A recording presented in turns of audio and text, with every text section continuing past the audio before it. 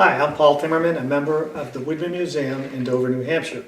Today we're here to talk about Captain George Roberts of the 2nd New Hampshire Volunteer Infantry. Captain Roberts was born in Ossipee, New Hampshire in 1835 and was a resident of Dover, New Hampshire. He mustered in as a private in the 2nd New Hampshire, Company D, on June 8, 1861, and proceeded to be promoted up the ranks, first to Sergeant of Company D on August 1, 1861. And then he became an officer with his promotion to 2nd Lieutenant of Company C on October 1, 1861. Promoted again to 1st Lieutenant of Company C on August 10, 1862.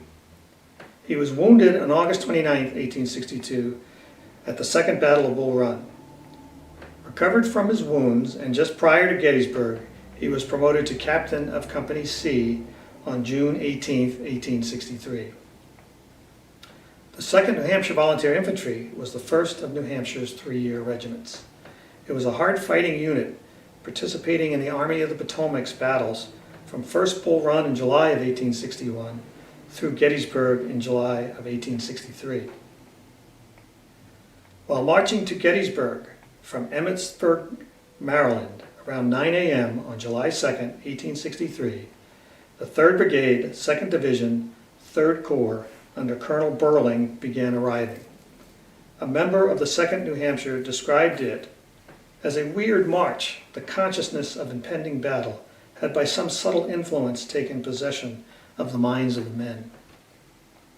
As hostilities increased in the 3rd Corps front, Colonel Burling received instructions from General Sickles to detail 2 of my largest regiments, to report to 1st Division Commander General Graham.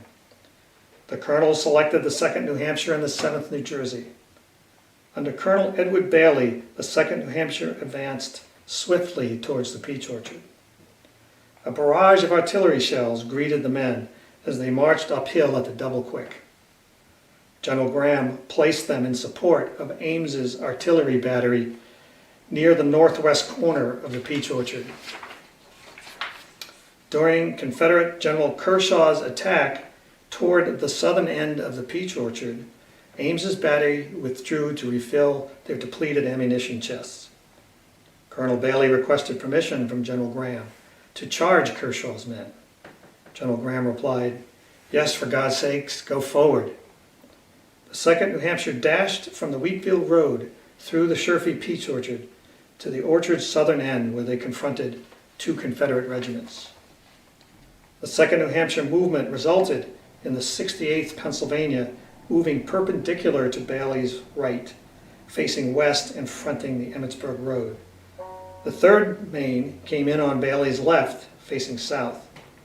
The 2nd New Hampshire and 68th Pennsylvania formed the point of the salient of General Sickles' line, facing west along the Emmitsburg Road and south towards Rocky Hill and the Wheatfield. Confederate General Barksdale's 5 regiments of infantry were ordered forward and attacked the Union line at the Emmitsburg Road and Peach Orchard salient. Under pressure, the 68th Pennsylvania retreated, exposing the 2nd New Hampshire and other regiments in the south end of the Peach Orchard. With no one directing the Peach Orchard defense, each regiment was left to their own devices. The 3rd Maine fell back.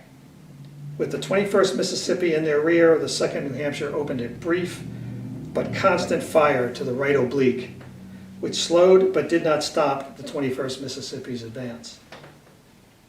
Lacking reinforcements and flank, the 2nd New Hampshire was forced to retire.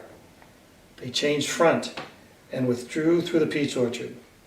They stopped near the halfway point and delivered a sharp fire toward the Mississippians before continuing back toward the Wheatfield Road. During the withdrawal, Colonel Bailey's 2nd New Hampshire made 2 changes of front to the rear on my left company. Such a maneuver was difficult under fire and near the enemy, but it spoke highly of the regiment's discipline. After reaching the high ground at the Wentz House, they were forced to move again, this time to the eastern flank of the Emmitsburg Road, under the road's ridge and standing parallel to the road. The 3rd Maine in their left rear and the 68th Pennsylvania in their right rear. The 2nd New Hampshire maintained a steady fire against Barksdale's men. who Colonel Bailey believed must have suffered frightfully.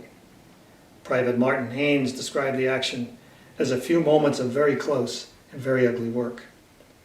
Facing overwhelming numbers and fearing his left would be flanked, Bailey again gave the order to retire, which was done quite rapidly, yet coolly, and without excitement as they went. Of the roughly 354 men of the 2nd New Hampshire, 193 or 55% fell as casualties. 7 commissioned officers were killed or mortally wounded.